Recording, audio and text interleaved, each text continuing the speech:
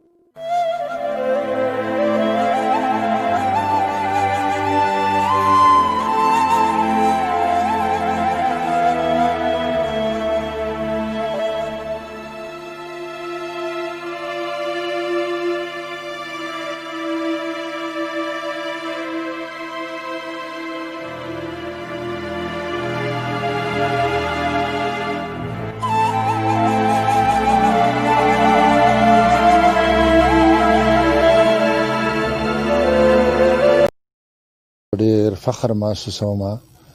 چې نن ما اوله ورځ ده او زه شهدا دپاره زه دلته رالم ما حاضري وکړه دا خاوره چې دوی دپاره دوی کومه قرباني ورکړې ده دا ما یقین دی چې په دې دنیا به هم دې ته د نعمت یا صله میلاویږي او هغه جان کې خو زمونږ دا ایمان او یقین دی چې شهید چې دی دا د سره حساب نشته دا ډایرکټ جنت ته ځي او مونږه علم کم دی الانکه دی کله هم دته مونږه مړ نشو ویلی دی ژوندی دی په دې موقع باندې زه خپل ټیم له طرفه د هغې خاندان دپاره چې هغې د خدای نور هم داسې شهیدان په هغې کې پیدا کړي او په هغې کې د دا جرأت او دا ایمان او دا طاقت راولي چې د خاورې دپاره هغه قرباني ورکړي او زه انشاءالله دی چې کوم ورثه دي د هغې به زه همیشه شکرګزار یم او ما له وسه چې څه کېږي زه به د هغې خدمت هم کوم او سره سره د ټولې خاورې په ما حق دی د مومندو او دا خاوره چې دی دا ستاسو د وطن خلکو ده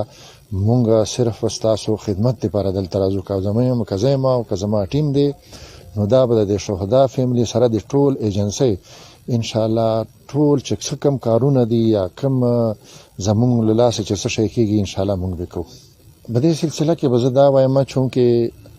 مرجر شوی ده او ګوره یو بوټی چې ولګی نو بوټی هم څه ټایم دپاره خواري غواړي بیا میوه راوړي زه به د دې مرجر مثال د یو بوټي ورکمه چې سړی بوټی ولګوي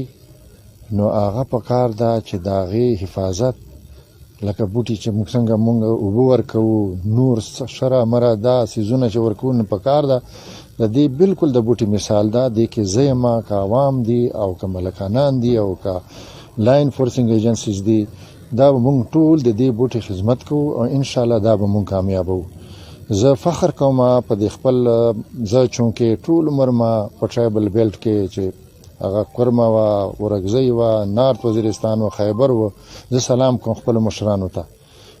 عوامو هم قربانۍ ورکړې ده په موږ یو سیلاب راغلی و یا چار باندې امپوز کړی و نو انشاءالله هغې موږ مقابله وکړه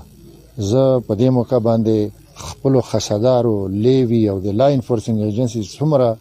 څومره ادارې دي د هغې ته سلام کوم او دا